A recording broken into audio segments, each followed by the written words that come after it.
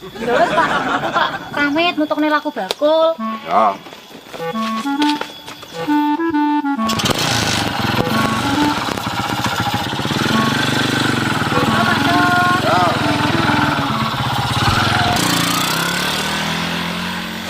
Lah kowe nggowo apa Widon?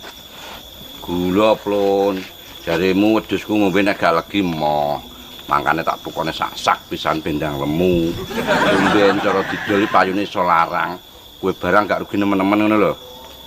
Ton. Wis gurene tak cangkenge pisan. Lah kok arep mbok cangking kowe numpak apa? Yo panggah to Ton mlaku. Timbang mlaku bareng aku pisane lah yo. Wis ora usah repot-repot tak mlaku wae aku. Nyapa to kok repot.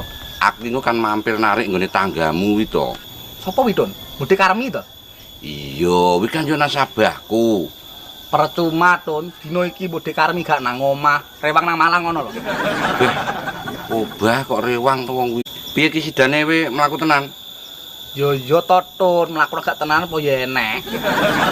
Ya wis nek ono koma langsung ngombekno lho, Di. Oke, siap bosku, rasa khawatir. Lah kok meneng ae dadi uculi wi to gulane. Ngono, oke.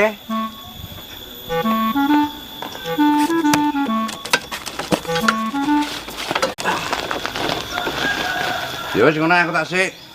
Oke Ton, hati-hati.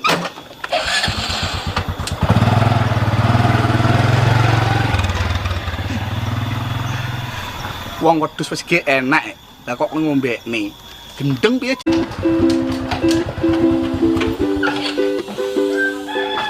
Loh, dengaran kok. Iki leton aku pengen nganterin undangan. Sesuk kan ulang tahunku to tak rayakne.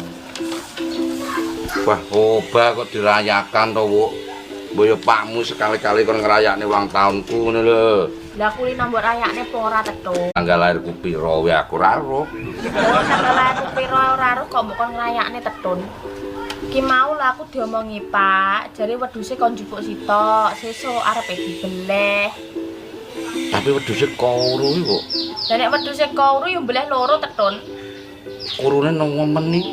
Lah nek nemen yo mbeleh telu to, ngono ae kok bingung. Ya wis nek ono kondang tak jikuke nek ono. Ya wis, ngono ya, Ton. Oke. Mbok Dik, Tumbas napa, Mas? mboten tumbas Mbok Dik, aku arep adol gula. Yalah lagi bar kolaan nih, Mas. Dalan wong liya ya. Tapi gula ku legi lho Mbok Dik iki. Walaken dizen, Mas, sampean gong lair ki gula legi gek piye.